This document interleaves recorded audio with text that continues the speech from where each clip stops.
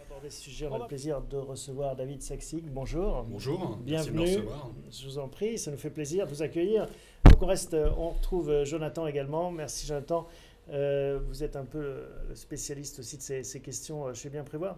On va voir avec vous, David, déjà nous présenter Rivoli Avenir Patrimoine. C'est le nom de la SCPI que vous animez.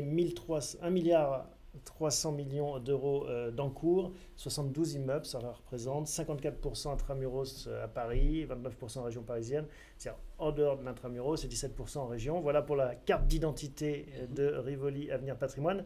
Un point sur Amundi Immobilier, de façon plus générale. Alors, effectivement, donc je suis fund manager chez Amundi Immobilier, en charge notamment de la gestion de Rivoli Avenir Patrimoine. Il y a combien de SCPI dans Amundi Immobilier? Alors, chez Amundi Immobilier, nous avons dans ce qu'on appelle le retail, c'est-à-dire les produits grand public distribués par les réseaux bancaires, nous avons 5 SCPI, dont 2, même 3 maintenant, 3 mammouths qui ont plus de 500 millions d'euros de capitalisation, que sont Génépierre, Edissimo. Et la vôtre. Et Rivoli Avenir Donc Patrimoine. vous cornaquez un mammouth Voilà, dans la pierre. alors, je ne sais pas si je le cornaque, mais en tout cas, vous êtes le responsable, le gérant. En tout cas, je m'en occupe et j'en assure la gestion. Donc effectivement, Amundi Immobilier, c'est 40 ans d'expérience. On ne va pas faire de l'histoire, mais c'est effectivement une société donc, qui dépend du groupe Amundi, Asset Manager, dans les 5 premiers Asset Managers mondiaux.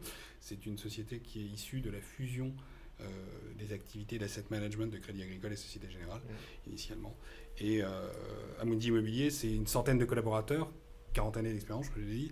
Et ça, c'est important, l'expérience dans le marché immobilier. Absolument, c'est pas une activité nouvelle, parce qu'il y a pas mal de gens qui surfent un peu sur la vague, qui créent des activités.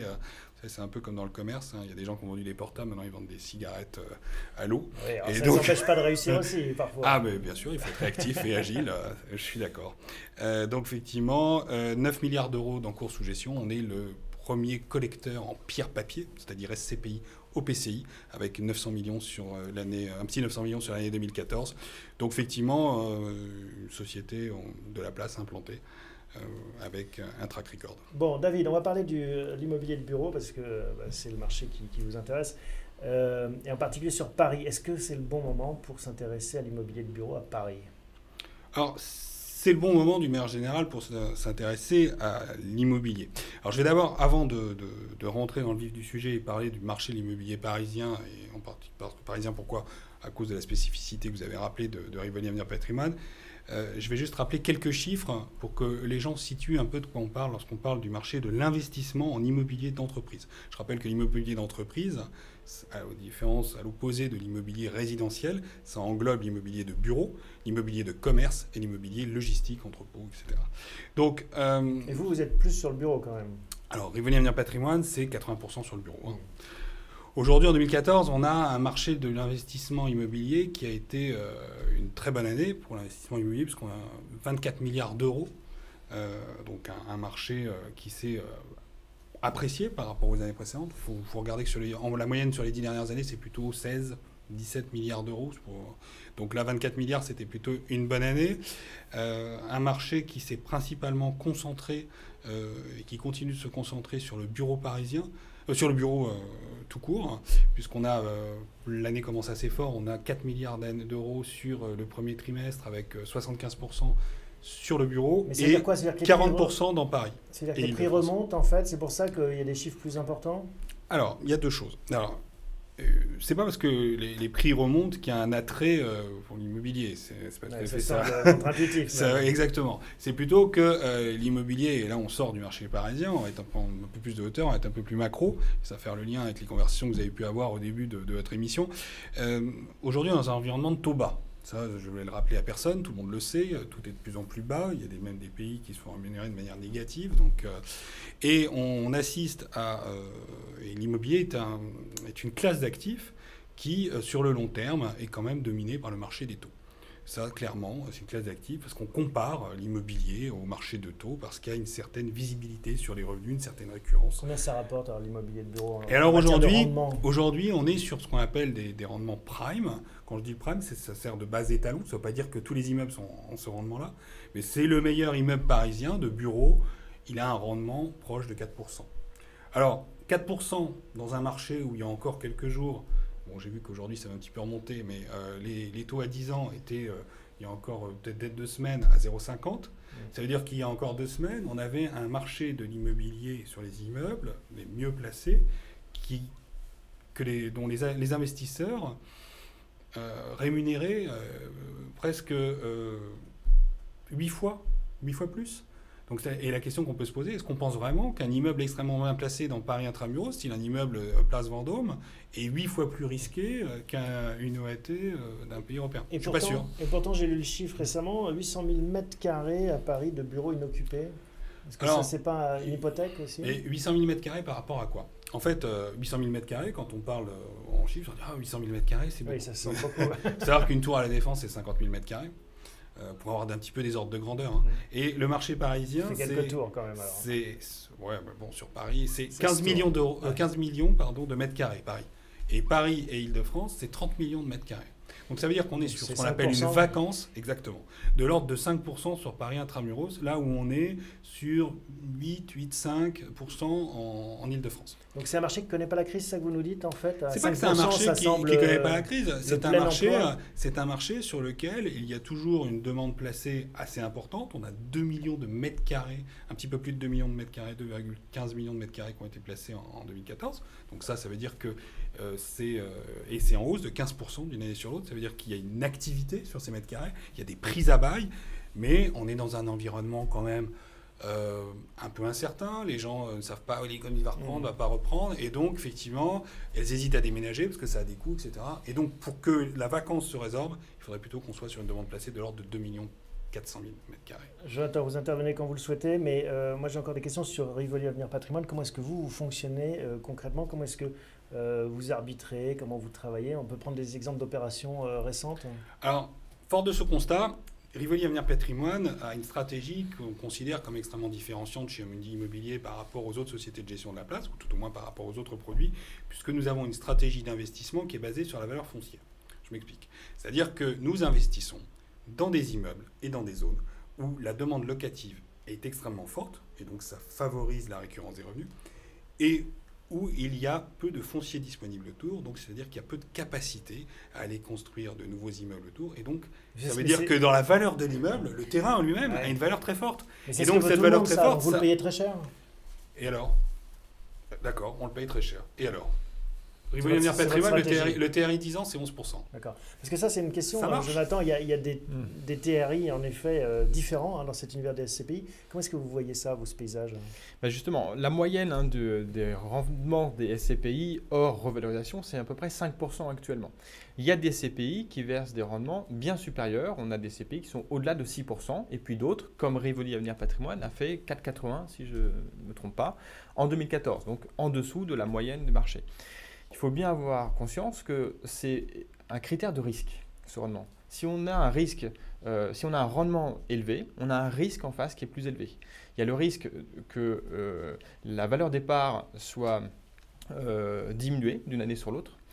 Il y a un risque également que les revenus baissent, que les loyers baissent, qu'il y ait une vacance supplémentaire. Donc ça, il faut bien avoir en tête que les SCPI qui versent un rendement élevé, demain, peuvent avoir certaines difficultés. Est-ce qu'on ne raisonne pas à l'envers, David, quand on présente les choses de cette façon, en se disant finalement, le bon élève risque de faire moins bien? C'est normal parce qu'il est en avance sur les autres. Mais il fait moins bien en quoi?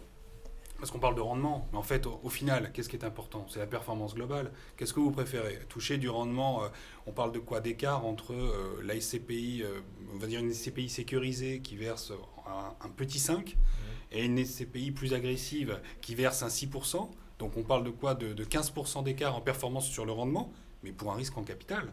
Mais c'est quoi le risque alors? Le risque en capital, c'est...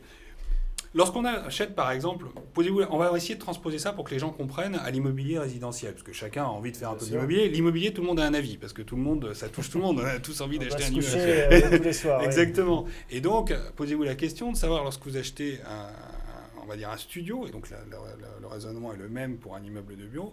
Si vous achetez un studio avec un rendement plus faible dans Paris, vous l'achetez en région, peu importe où, mais dans une région assez peu peuplée, on va dire par exemple. Et donc vous avez effectivement un rendement plus élevé.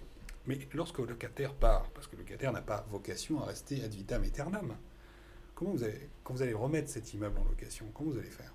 Parce que vous risquez de vous exposer à une vacance qui risque de pénaliser ce rendement. Pénaliser le rendement et surtout s'étendre dans la durée.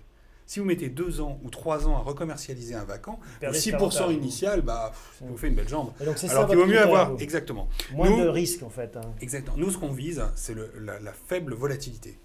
C'est ça qu'on cherche. On cherche à avoir peu de volatilité sur le rendement et une revalorisation des parts via des emplacements en développement.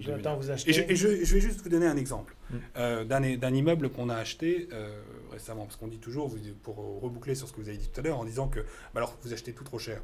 Ou en tout cas cher, on ne va pas dire trop cher, parce que tout est relatif. Vous achetez cher. Donc effectivement, on a acheté 3 immeubles l'an dernier sur Riviera Patrimoine pour 100 millions d'euros. 3 typologies d'immeubles un petit peu différentes, je vais en citer 2. On a acheté un immeuble que tout le monde voit sur le périphérique parisien, en bordure d'Issy-les-Moulineaux, Paris 15e, qui abrite les studios d'une radio et d'une chaîne de télé assez connue. Donc on peut citer BFM, nos amis de BFM. On a acheté cet immeuble en indivision avec une autre SCPI. Et de RMC, je crois d'ailleurs aussi. Exact. En indivision avec une autre SCPI gérée par Amundi Immobilier. Donc voilà un immeuble qui a du sens, un immeuble qu'on a acheté sur des niveaux de rendement inférieurs à 6%, qui a du sens. Pourquoi ?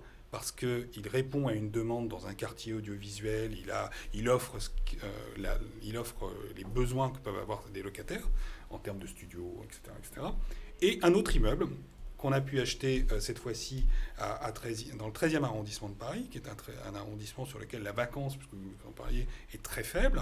13e arrondissement de Paris, à dessous des Berges, un immeuble multilocataire, un peu vieillissant, c'est vrai, mais qui est loué à une société étatique, qui a été acheté à 5 400 € du mètre carré, là où à 100 mètres d'une ZAC de l'avenue de France, où les programmes neufs sont aujourd'hui à plus de 10 000 € du mètre en bureau.